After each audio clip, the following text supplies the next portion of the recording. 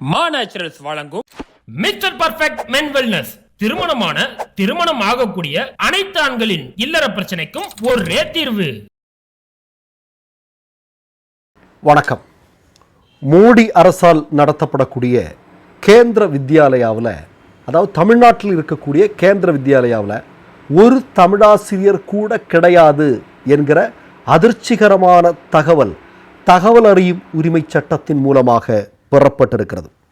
உங்களுக்கு தெரியும், 2 தினங்களுக்கு முன்பு காசி தமிழ்ச்சங்கம் என்று RSS நடத்தக்கூடிய ஒரு போலி, அதாவது அது ஒரு போலியான நிகழ்வு, தமிழ் மக்களை ஏமாற்றுவதற்கான நிகழ்வு, அது தமிழ்நாட்டில் இருக்கிற எல்லாருக்குமே தெரியும். அந்த நிகழ்வில் கலந்து கொள்வதற்காக வந்திருக்கக்கூடிய மோடியினுடைய அமைச்சரவையில் இருக்கக்கூடிய தர்மேந்திர பிரதான் என்ன சொன்னார் அப்படின்னா, மும்மொழி கொள்கையை ஏற்றுக்கொண்டால்தான் தமிழ்நாட்டிற்கு கல்வி நிதி ஒதுக்கப்படும் என்று சொல்லியிருக்கிறார்.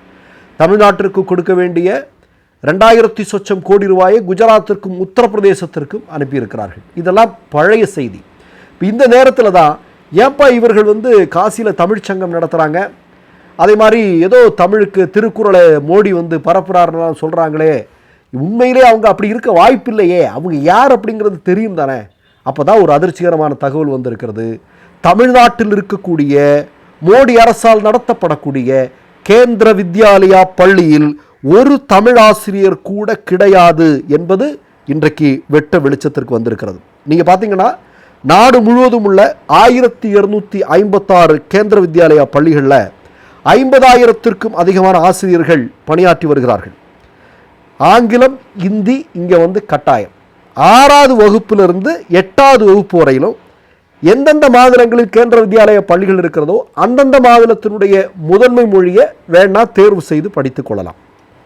ஆனால் இப்போ என்னன்னா, தமிழ்நாட்டில் இருக்கக்கூடிய 49 கேந்திர வித்யாலயா பள்ளியில் தமிழ்நாட்டினுடைய மொழி தமிழ், எங்கள் தாய்மொழி தமிழ். ஆனால் இந்த 46 பள்ளிக்கூடங்களில் ஒரு தமிழ் ஆசிரியர் கூட இல்லை அப்படின்னா RSS மோடியும் சேர்ந்து என்ன விதமான திட்டத்தை இங்கே தீட்டிக் கொண்டிருக்கிறார்கள் அப்படிங்கிறத நீங்கள் புரிஞ்சுக்க வேண்டியிருக்கிறது. நீங்கள் பார்த்தீங்கன்னா, தமிழ்நாட்டில் இருக்கக்கூடிய கேந்திர வித்யாலயா பள்ளியில் 100க்கும் அதிகமான ஆசிரியர்கள் ஹிந்தி கற்றுக் கொடுக்குறாங்க. 53 பேர் சமஸ்கிருதம் கற்றுக் கொடுக்கறதுக்கு 53 பேர். தமிழ் மொழியை கற்றுக் கொடுக்க ஒருத்தர் கூட இல்லை. இதுதான் மோடியினுடைய தமிழ் பாசம், இதுதான் RSSனுடைய தமிழ் பாசம். இதெல்லாம் புரிஞ்சுங்க நீங்கள். இன்னொன்று, தமிழ் ஒரு பள்ளிக்கூடத்தில் இருக்கக்கூடிய ஒரு பாடசாலையில் படிக்கணும்னு வச்சுங்க, அங்கே 200க்கும் அதிகமான மாணவர்கள் விருப்பம் தெரிவிக்கணும். விருப்பம் தெரிவித்தாதான் அங்கே தமிழ் பாடமே கற்பிக்கப்படும். அது தமிழ் பாடம் கற்பிக்கிறதுக்கு தமிழ் ஆசிரியரை எப்படி நியமிக்கிறாங்கன்னா 25,000 ரூபா சம்பளத்தில் நியமிக்கிறாங்க.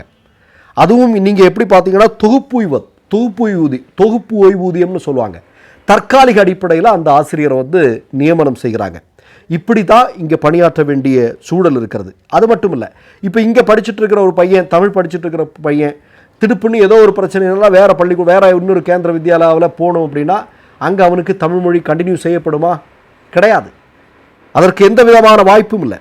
அப்போ நான் என்ன கேட்குறேன் அப்படின்னா, கேந்திர வித்யாலயாவில் சமஸ்கிருதம், ஹிந்தி, ஃப்ரெஞ்சு, ஜெர்மனி, மேண்ட்ரின் இப்படி பல்வேறு மொழிகள் கற்றுக் கொடுக்கப்படுகிறது. ஆனால் செம்மொழியான தமிழ் புறக்கணிக்கப்படுவது அல்லது இல்லாமலாக்கப்படுவது என்பது RSSனுடைய திட்டங்களில் ஒன்று தானே. அதை யாராவது மறக்க முடியுமா? இப்போ இந்த நேரத்தில் தான் மும்மொழி கொள்கை அப்படி இப்படின்னு சொல்லி தமிழ்நாட்டில் நீ விளையாடுறதுக்கு பின்னால் இருக்கக்கூடிய அரசியல் எங்களால் புரிந்து கொள்ள முடிகிறது.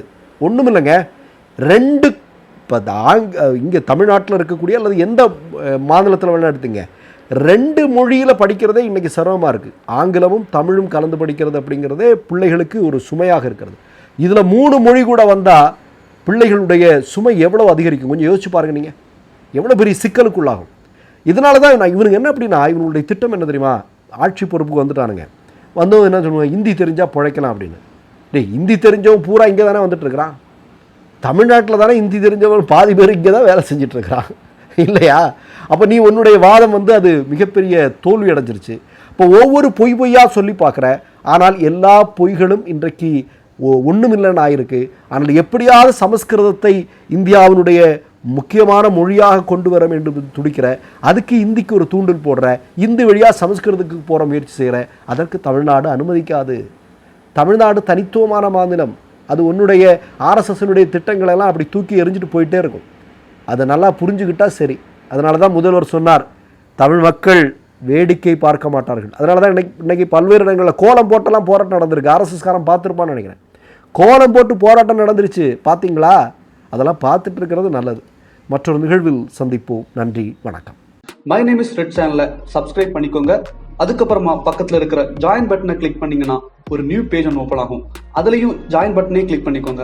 அதில் பார்த்தீங்கன்னா credit R debit card options இருக்கு. இதில் உங்களுக்கு விசா, மாஸ்டர் கார்டு, ரிப்பே அப்படின்னு 3 ஆப்ஷன்ஸ் கொடுத்துருக்காங்க. அதில் நீங்கள் எந்த கார்டு சூஸ் பண்ணுறீங்களோ அந்த கார்டோட நம்பர் என்டர் பண்ணிக்கோங்க. அப்புறமா கார்டோட வேலிடிட்டி மந்த் அண்ட் இயரை டைப் பண்ணிக்கோங்க. அடுத்தபடியாக உங்கள் கார்டோட பின்னால் CVC கோடுன்னு சொல்லிட்டு 3 நம்பர்ஸ் கொடுத்துருப்பாங்க. அந்த நம்பரை இதில் என்டர் பண்ணிக்கோங்க. அப்புறமா அட்ரஸ் அண்ட் இன்ஃபர்மேஷன் என்டர் பண்ணிட்டு பைங்கிற பட்டனை கிளிக் பண்ணிக்கோங்க. ஒருவேளை உங்க கார்டு நம்பர் இன்வாலிட்னு காமிச்சிச்சுன்னா உங்க கார்டுல இன்டர்நேஷனல் யூசேஜை எனேபிள் பண்ணுங்க.